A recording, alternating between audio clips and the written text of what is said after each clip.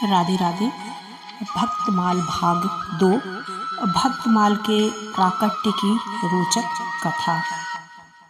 भक्तमाल साहित्य का ये अनूठा अनमोल रत्न है।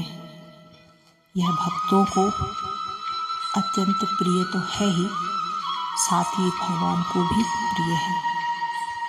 भगवान अपने नित्य धाम में भक्तमाल का सदा स्वाध्याय करते हैं और प्रधान श्रोता भगवान ही है।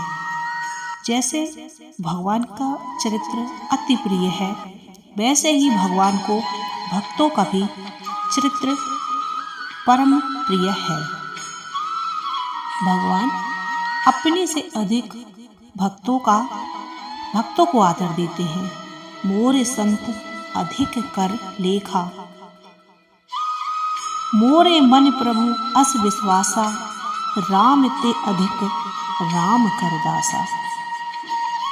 भक्तमाल के सबसे प्राचीन टीकाकार श्री प्रियादास जी भक्तमाल ग्रंथ का प्राकट्य कैसे हुआ ऐसे बताते हुए कहते हैं कि एक बार की बात है, श्री नाभा दास जी के पूज्य गुरुवर श्री अग्रदास जी महाराज भगवान श्री सीताराम जी की उपासना में लीन थे और उनके शिष्य उनको धीरे धीरे पंखा झल रहे थे।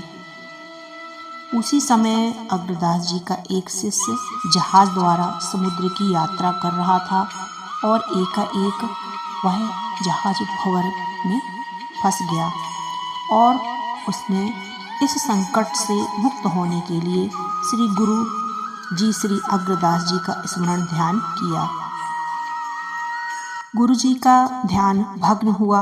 विलक्षण बात यह हुई कि इस ध्यान भंग की बात नाभा जी भी समझ गए। उन्होंने पंखे की वायु के झोंके से रुके हुए जहाज को भंवर के संकट से पार कर दिया। अतः आप पहले ही समान भगवान के ध्यान में लग जाइए। अग्रदेवदास जी आंखें खोली और कहा, कौन बोला? नाभा जी ने हाथ जोड़कर कहा, वही आपका दास जिसे आपने प्रसाद दे देकर पाला है। नाभा जी की बात सुनकर अग्रदास जी के आश्चर्य का ठिकाना न रहा।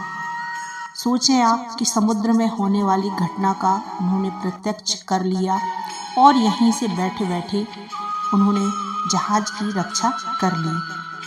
यह भई तो पे साधु कृपा उन्हीं को, रूप गुण कहो ही भाव को, बस तुम्हारे ऊपर यह साधुओं की कृपा हुई है। उनके हृदय के भावों का गान करो। कहीं समुझाए बोई हृदय आई कहे, सब जय जिन ले दिखाए, दई सागर में नाव। गुरुदेव ने नाभा जी की आशंका को दूर कर दिया। उन्होंने गुरुदेव की प्रेरणा प्राप्त कर उनके आशीर्वाद से भक्तमाल की रचना कर डाली। उन्होंने इसके ग्रंथ के प्रारंभ में भी इस प्रकार कहा है कि श्री गुरु अग्रदेव आज्ञा दई भक्तन को जस गाओ, भव सागर के तरन को नाहिन और उपाओ। राधे राधे। फिर हम अगले भाग में और प्राकट्य रचना की बात बताएंगे। राधे राधे।